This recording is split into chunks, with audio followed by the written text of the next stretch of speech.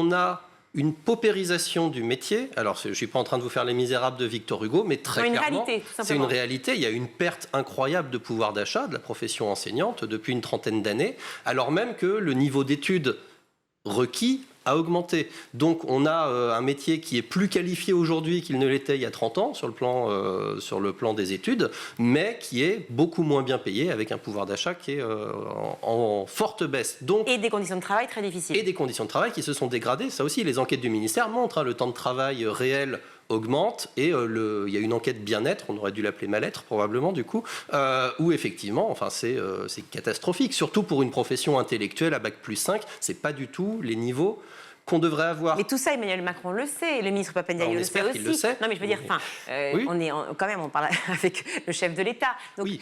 En l'occurrence là, si ces annonces sont faites par Emmanuel Macron, notamment à Marseille, quelles sont-elles? Je veux dire, quel est le but, puisqu'on sait précisément qu'on va manquer d'enseignants? Mais je crois que le but, c'est de parler aux Marseillaises et aux Marseillais qui sont là pour l'écouter. En fait, c'est vraiment de la communication politique. C'est très clairement de la communication politique. Sur le plan sur Marseille, il y a un point qui est très utile pour les écoles qui sont concernées, c'est qu'effectivement l'État met la main à la poche pour rénover le bâti scolaire des écoles. Ce qui n'est pas de la compétence de l'État, c'est les collectivités locales qui sont censées faire ça. Sauf que la mairie de Marseille, voilà, elle l'a pas fait depuis très très longtemps.